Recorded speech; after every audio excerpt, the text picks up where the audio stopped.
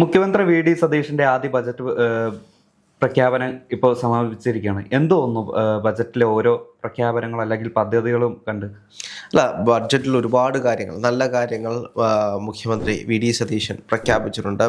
വളരെ എനിക്ക് ആ ബഡ്ജറ്റ് കണ്ടിട്ട് വളരെയധികം സന്തോഷം തോന്നി. കാരണം ഒരു UDF സർക്കാർ അധികാരത്തിൽ വന്നതിൻ്റെ ഒരു സന്തോഷം. അതിനപ്പുറത്തേക്ക് വി ഡി സതീശൻ എന്ന് പറയുന്ന കേരളത്തിൻ്റെ മുഖ്യമന്ത്രി ധനകാര്യമന്ത്രിയായിട്ട് വായിക്കുന്ന ആദ്യത്തെ ബഡ്ജറ്റാണ്. അപ്പോൾ അത് അത്രയേറെ ശ്രദ്ധേയമാണ്. ഈ ബഡ്ജറ്റിൽ ഇന്നത്തേക്കിനോ നാളത്തേക്കിനോ 10 വർഷത്തേക്കിനോ വേണ്ടി മാത്രമല്ല, വരാൻ പോകുന്ന 19 കൊല്ലത്തേക്കിന് വേണ്ടിയിട്ടുള്ള പല പദ്ധതികളും ഇതിൽ ആസൂത്രണം ചെയ്യുന്നുണ്ട്. കാരണം പുതിയ തലമുറയാണ് ഈ ബഡ്ജറ്റിലൂടെ കടന്നു പോകുന്ന ഇതിൻ്റെ ഉപഭോക്താക്കൾ എന്ന് പറയാൻ പോകുന്നത്. കാരണം അടുത്ത 5 കൊല്ലമാകുമ്പോഴത്തേക്കും, ഇന്ന് നമ്മൾ ജീവിക്കുന്നു, ഇപ്പോൾ എനിക്ക് ഏകദേശം 27 വയസ്സായി. 27 വയസ്സ് കഴിഞ്ഞ് ഇനി 5 കൊല്ലം കൂടെ കഴിയുമ്പോഴത്തേക്കും 32 വയസ്സാകുമ്പോഴത്തേക്കും ഇതിൻ്റെ പരിണത ഫലങ്ങൾ നമ്മൾ അനുഭവിക്കാൻ പോകുന്നത്. അതാണ് ഈ ബഡ്ജറ്റിൻ്റെ എല്ലാം പ്രത്യേകത എന്ന് പറയുന്നത്. അപ്പോൾ സ്വാഭാവികമായിട്ടും ഈ ബഡ്ജറ്റ് ഉന്നയിച്ചിട്ടുള്ള ഒരുപാട് കാര്യങ്ങൾ, ഇതിൽ എനിക്ക് ഏറ്റവും ശ്രദ്ധേയമായി തോന്നിയ ഒരു കാര്യം, അത് നമുക്ക് ആദ്യം പറഞ്ഞു പോകാം. അത് മറ്റൊന്നുമല്ല, ഒരു പ്രതികാരത്തിൻ്റെ കഥയാണ്. പ്രതികാരം എന്ന് പറയുമ്പോൾ നമ്മുടെ സ്പീക്കർ, ഇന്ന് കേരള നിയമസഭയിൽ ഏറ്റവും കൂടുതലും സ്റ്റാറായിട്ട് നിൽക്കുന്ന തിരുവഞ്ചൂർ രാധാകൃഷ്ണൻ, അദ്ദേഹത്തിൻ്റെ ഒരു പ്രതികാരത്തിൻ്റെ കഥ കൂടിയാണ്. നമുക്കറിയാം കോട്ടയം നഗരത്തെ പറ്റി. കോട്ടയം നഗരത്തിൽ തിരുവഞ്ചൂർ രാധാകൃഷ്ണൻ്റെ സ്മാരകം എന്ന രൂപത്തിൽ ഇന്നും നിലനിൽക്കുന്ന ഒരു ആകാശപാതയുണ്ട്. അതായത് കോട്ടയം പട്ടണത്തെ ഇങ്ങനെ ചുറ്റിക്കൊണ്ട് ഒരു ആകാശപാത, ഒരു 4-5 തൂണുകളും, ആ തൂണുകളിൽ ഞങ്ങളിടയ്ക്ക് നമ്മളതിനെപ്പറ്റി വാർത്ത എഴുതിയാണ്.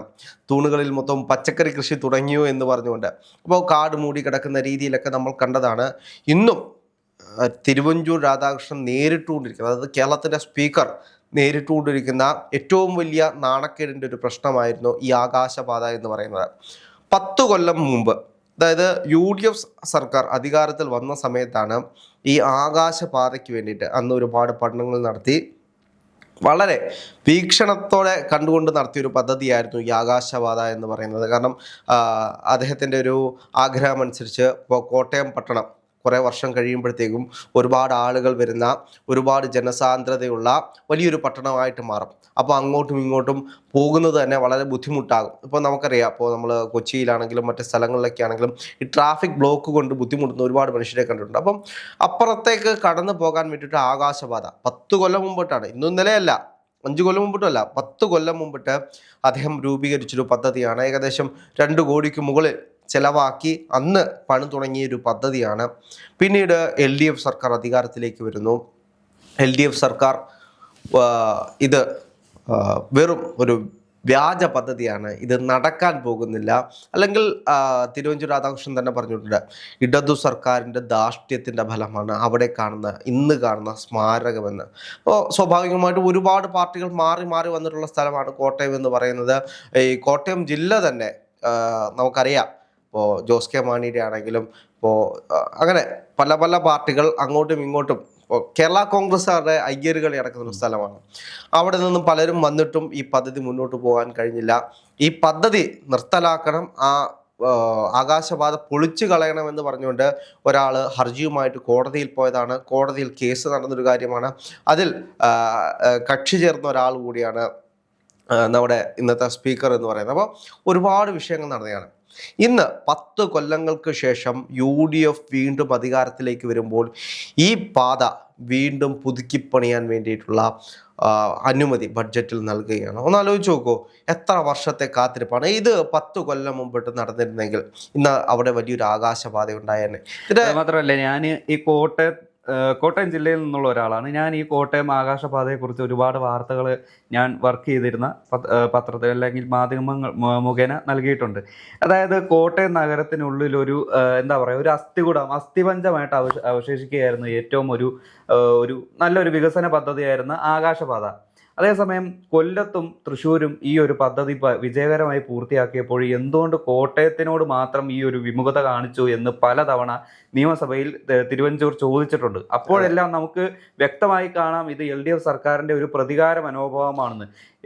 ഇദ്ദേഹം കൊണ്ടുവന്ന ഈ ആകാശപാത പദ്ധതി മാത്രമല്ല, കോടിമത ഇരട്ടിപ്പാത വികസനം, അതുകൂടാതെ ചിങ്ങവനം സ്പോർട്സ് കോളേജ്, ഇതുപോലുള്ള എല്ലാ പദ്ധതികളും ചുവപ്പ് നാടയിൽ, അതായത് ചുവപ്പ് സർക്കാരിന്റെ ചുവപ്പ് നാടയിൽ കുരുങ്ങി തുരുമ്പെടുത്ത ഒരു അവസ്ഥയിലാണ്. ആ സ്പോർട്സ് കോളേജിന്റെ ഒരു അവസ്ഥ, ബോർഡിന്റെ അവസ്ഥ കാണാം, തുരുമ്പെടുത്ത് താഴെ വീഴാറായ അവസ്ഥയാണ്. അത് മാത്രമല്ല, ഇപ്പൊ സോഷ്യൽ മീഡിയസിലെ ട്രോളന്മാരുടെ മെയിൻ ഒരു പ്രധാനപ്പെട്ട ഇരയാണ് ഈ ഒരു ആകാശപാത. അതായത് ഓണം വന്നാൽ അത്തപ്പൂക്കളം ആകാശപാതയുടെ മുകളിൽ, കൂടാതെ സാന്താക്ലോസിന് വന്നിറങ്ങാനുള്ള ഒരു എന്താ പറയാ, ഒരു എയർപോർട്ട് പോലെ സെറ്റ് ചെയ്തേക്കുന്ന പല ട്രോള്. എന്തിനേറെ കിങ്കോങ് ഗോഡ്സിലെ വരെ ആകാശപാതയിൽ ഇറക്കുന്നതായിട്ട് ട്രോളന്മാർ നമ്മൾ ഈ എഡിറ്റ് ചെയ്ത് സോഷ്യൽ മീഡിയയിൽ പരത്തിയിട്ടുണ്ട്. അല്ല, ഇതിനകത്തെല്ലാം വലിയൊരു വിഷയം എന്ന് പറയുന്നത് തിരുവഞ്ചൂർ 10 കൊല്ലം മുമ്പോട്ട് കൊണ്ടുവന്നിട്ടുള്ള പദ്ധതിയാണ്. എനിക്ക് ആ പദ്ധതി വീണ്ടും ഈ ബഡ്ജറ്റിൽ വീണ്ടും അതിന് വേണ്ടിയിട്ടൊരു പണം നീക്കി വെക്കുന്നു എന്ന് കേട്ടപ്പോൾ എനിക്ക് മറ്റേ മഹേഷിന്റെ പ്രതികാരത്തിലെ ആ ഒരു കാര്യമാണ്. ജിപ്സന്റെ ഹെൽത്ത് ഒക്കെ ഓക്കെ അല്ലേ, അതേപോലെ ഇപ്പം ചെന്നിട്ട് ഇനി ആ കമ്പിയുടെ ഒക്കെ ഹെൽത്ത് ഓക്കെ ആണോ എന്ന് പഠിക്കേണ്ട ഒരു അവസ്ഥയിലൂടെയാണ് കടന്നു പോകുന്നത്. കാരണം 10 വർഷമായി ഒരു പദ്ധതി ഉണ്ടാക്കി.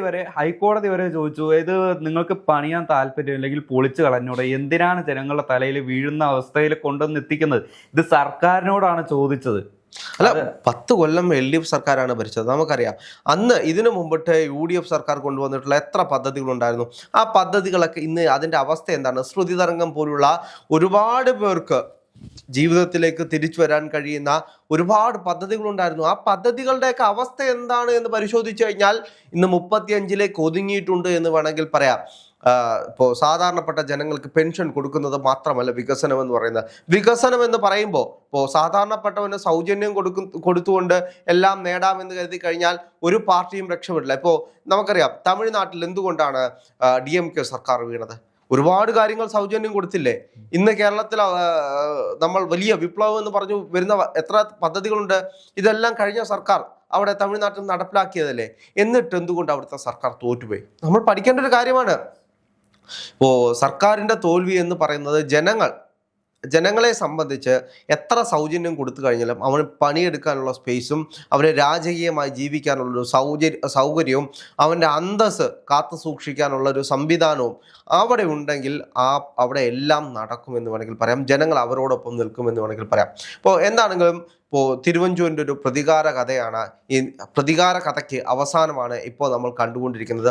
ആകാശപാത എന്തായാലും വരും. VD സതീശൻ ആ ആകാശപാതയെ കുറിച്ച് പറഞ്ഞപ്പോൾ അദ്ദേഹത്തിന്റെ മുഖത്ത്, അല്ലെങ്കിൽ തിരുവഞ്ചൂരിന്റെ മുഖത്ത്, സ്പീക്കറിന്റെ മുഖത്ത് ഒരു ചിരി വന്നു. അല്ലെങ്കിൽ ആ ഒരു ചിരിക്ക് ഒരു പ്രതീക്ഷയുണ്ട്. ആ കോട്ടയം നഗരത്തിലുള്ള ജനങ്ങളുടെ പ്രതീക്ഷയാണ് സ്പീക്കറിന്റെ മുഖത്ത് വരുന്നത്. അല്ല, ഒന്ന് ആലോചിച്ച് നോക്കൂ. ഇപ്പോൾ കോട്ടയത്ത് ഇത് പണിയാൻ വേണ്ടിയിട്ട് 10 കൊല്ലം മുമ്പിട്ട് തിരുവഞ്ചൂർ രാധാകൃഷ്ണൻ ആദ്യമായിട്ട് കേരളത്തിൽ ഇത്തരത്തിലൊരു പദ്ധതി കൊണ്ടുവരുന്നത്. അതിനുശേഷം കൊല്ലത്തും തൃശ്ശൂരും ഇത് ചെയ്ത് അവസാന ഘട്ടത്തിലേക്ക് വന്നിട്ട് ഇവിടെ മാത്രം നടപ്പാക്കില്ല എന്ന് പറയുന്ന സർക്കാരിൻ്റെ ഡബിൾ സ്റ്റാൻഡായിരുന്നു നമ്മൾ ഇതിനു മുമ്പിട്ട് കണ്ടത്. എന്താണെങ്കിലും ഈ പദ്ധതി കോട്ടയംകാർക്ക് എന്താണെങ്കിലും ഉപകാരപ്പെടും. അതുകൊണ്ട് നമ്മുടെ പ്രിവിലേജ് വർദ്ധിക്കാൻ പോകുന്നത് സ്പീക്കർക്ക് തന്നെയായിരിക്കും. കാരണം സ്പീക്കറെ സംബന്ധിച്ച് ഈ തെരഞ്ഞെടുപ്പിന് മുമ്പിട്ട്, അതായത് തെരഞ്ഞെടുപ്പിന് മുമ്പിട്ടുള്ള ഏറ്റവും വലിയ ആക്ഷേപം അത് തന്നെയായിരുന്നു. വലിയ അസ്ഥിമഞ്ജനം കൊണ്ട് നടക്കുന്ന ഒരാളാണ്. ഇദ്ദേഹത്തിന് ഓർക്കാൻ കോട്ടയത്തെ ഒരു സ്മാരകം മാത്രം മതി എന്ന് പറഞ്ഞ് ഏറ്റവും കൂടുതൽ അഡ്രസ് ചെയ്തൊരു വിഷയമാണ്. എന്ത് തന്നെയാണെങ്കിലും അദ്ദേഹം സ്പീക്കർ ആകുന്നതിന് മുമ്പിട്ട് ഇയാളെയൊക്കെ ആരുടെ സ്പീക്കർ ആക്കുന്നത്, ചിരിക്കാൻ എന്താണെങ്കിലും ഒരുപാട് വകയുണ്ടാകുമെന്നൊക്കെ പറഞ്ഞവരുടെ വായടപ്പിച്ചുകൊണ്ട് ചെവി പൊത്തുന്ന രീതിയിലേക്ക് അദ്ദേഹം ഓരോ കാര്യങ്ങളും ഓരോ ലോ ആൻഡ് ഓർഡറും പറയുമ്പോൾ ആളുകൾ അവിടെ മിണ്ടാതിരിക്കും. ഇപ്പൊ അദ്ദേഹത്തിന്റെ അടുത്ത് ഓരോ കാര്യങ്ങൾ പറയാൻ ആളുകൾക്ക് പേടിയാണ്. കാരണം നാണക്കേട് വരും. ഇപ്പോൾ എല്ലാവരും പുതിയ ആളുകളാണ്. അത്രയും സീനിയർ ആയിട്ടുള്ള ഒരാളാണ് സ്പീക്കർ എന്ന് പറയുന്നത്. അദ്ദേഹത്തിൻ്റെ വീക്ഷണവും, ഇപ്പോൾ ആഷിഖ് നേരത്തെ പറഞ്ഞ പോലെ ഒരു പദ്ധതി മാത്രമല്ല, എത്ര പദ്ധതികളാണ് കോട്ടയത്തിന് വേണ്ടി അദ്ദേഹം കഴിഞ്ഞ 10 കൊല്ലങ്ങൾക്ക് മുമ്പിട്ട് വിഭാവനം ചെയ്തതെന്ന് എല്ലാവർക്കും അറിയാം. എന്നിട്ടും ആ പദ്ധതികൾ മുന്നോട്ട് കൊണ്ടുപോകാൻ കഴിയാതെ പോയത് LDF സർക്കാരിൻ്റെ ധാർഷ്ട്യം മാത്രമാണ്. ആ ധാർഷ്ട്യത്തിന് ഇന്നിവിടെ ഒരു അന്ത്യം കുറിച്ചിരിക്കുകയാണ്. UDF സർക്കാർ വന്നു.